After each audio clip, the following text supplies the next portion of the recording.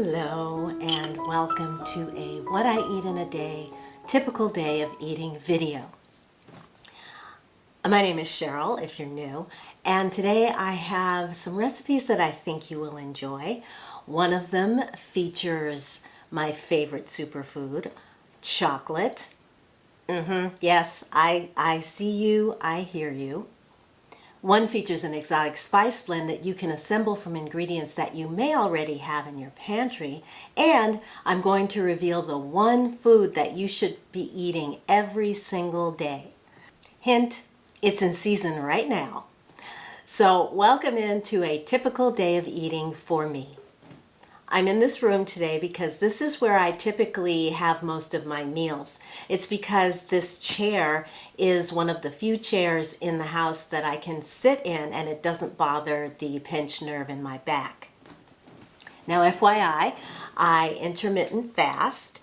I do time restricted eating, and I'm on the 16-8 method, so 16 hours of fasting and 8 hours of eating. I like to eat foods that have a lot of nutrition because I have food sensitivities that prevent me from being able to take most multivitamins. So first up from my day of eating yesterday, I baked chocolate sweet potato muffins, a recipe that I got from Vitacost's food blog. A couple of weeks ago, I read this article that was entitled, "The One Food You Should Eat Every Day." And it was sweet potatoes, or yams. I'm sure that they meant yams because that's what we get here, but I'm going to call it sweet potatoes.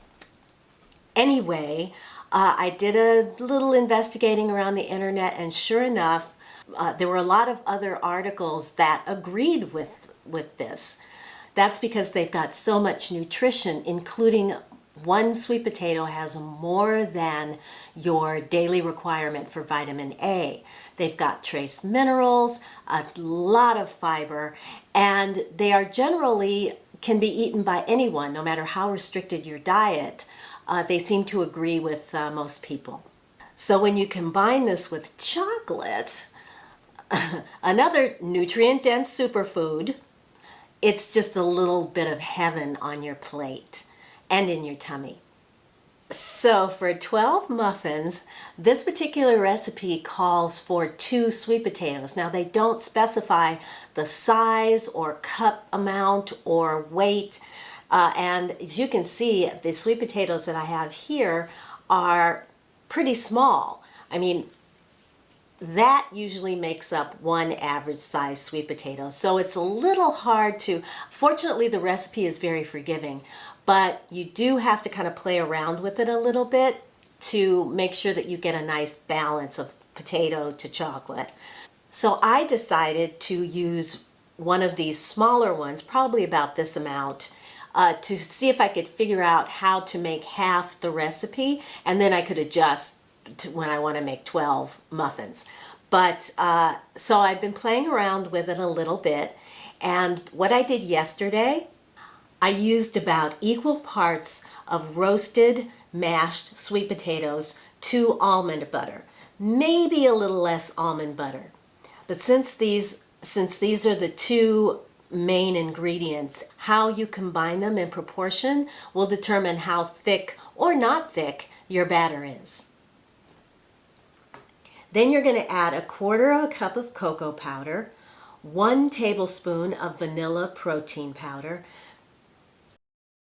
Now this recipe calls for egg protein powder, so if you're using a type of protein powder that doesn't have the vanilla flavoring, you're going to want to add about 1/2 teaspoon or so of vanilla extract, because the vanilla is really important to give this that deep, rich chocolate flavor that we like. I also added some chopped dark chocolate that I had in the fridge, about 1/2 square, but this is totally optional. Then finally, 2 tablespoons of maple syrup. You mix this all together, and your almond butter should be at room temperature to make it easy to mix. Since mine was still a little cold, I just stuck it in the microwave for about 30 seconds to soften it up a little bit. That way you can mix it easily. Then, once mixed, you spoon it into a pre-greased muffin pan. I used coconut oil spray. And then bake at 350 degrees for about 15 minutes or until a toothpick inserted in the center of the muffin comes clean. Now, here's where things get interesting because I made a little bit of a mistake. When I put the pan in the oven, which was preheated to 350, I accidentally turned the oven off. So when I came back 20 minutes later, the muffins had just been sitting in the oven, in a lukewarm oven for 20 minutes, not baking. However, I turned the oven on and then let them actually bake for about 15 minutes, and they came out fine.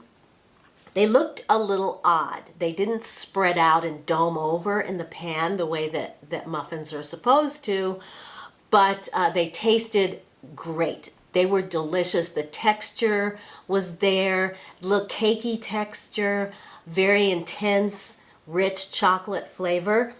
Now, while they were baking, I assembled my herb tonic and supplements.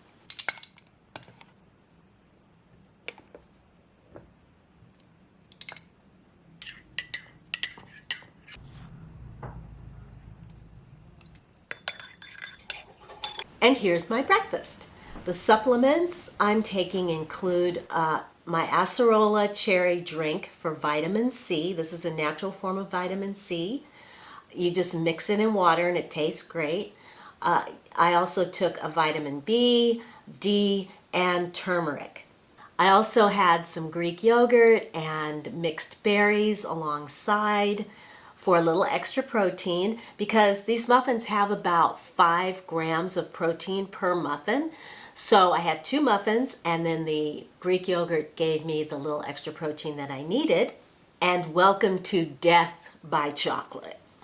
I wanted to show you what the muffins look like when they do bake correctly.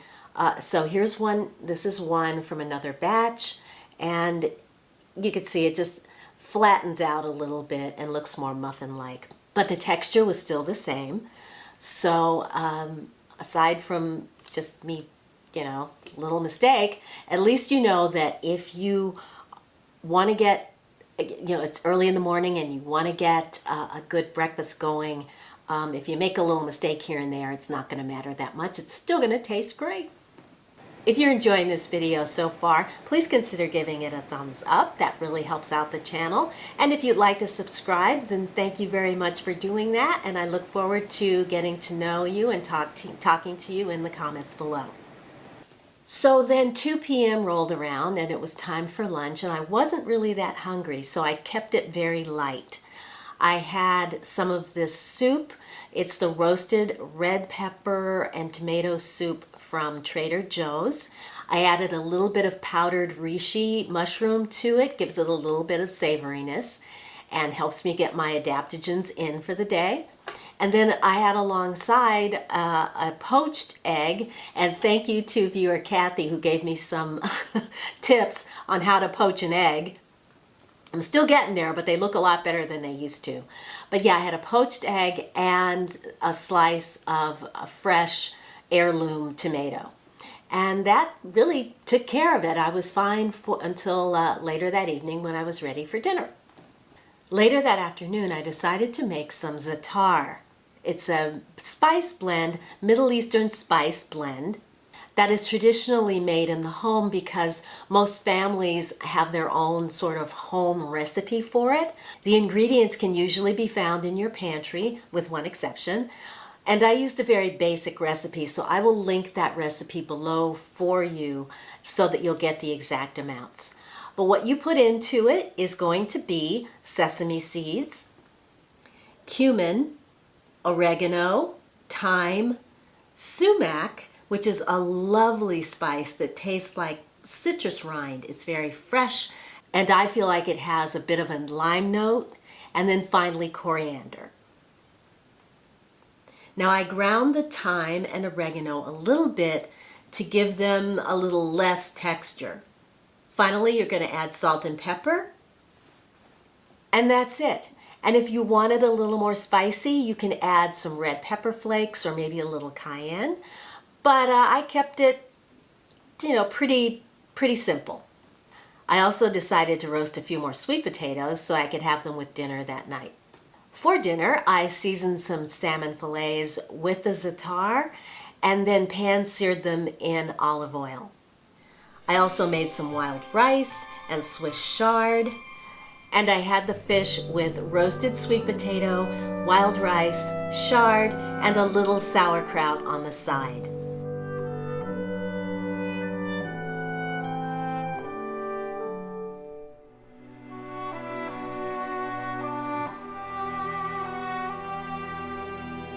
That was a lot of food, and I was done for the night. I wasn't even hungry when I woke up this morning. So there you have it. I will link the 2 recipes below for the za'atar and the sweet potato muffin. And I will also link where you can buy this beautiful sumac. Here it is, by the way, so you can see what it looks like in the jar. Smells, to me it smells like fresh limes. But I love this on any fresh fruit or vegetable like tomato or cucumber or berries or melons. It just adds a lovely flavor note that is a little more interesting than just the food by itself. So I highly recommend this if you'd like to add something new and interesting to your diet to kind of spice things up a little bit. So that's it. That was my day of eating yesterday. I hope you enjoyed it. If you did, you have any questions, comments about what I made or how I eat, sourcing and stuff like that, then please put them in the comments below. If you want to see more videos about how I eat, intermittent fasting and things like that, then I'll leave a couple of videos for you to check out next. Otherwise, thank you so much for watching. Hope you're having fun this holiday season. And until I see you in my next video, I'm wishing you a wonderful day, a wonderful week. Take good care of yourselves, and I will see you again very, very soon. Bye!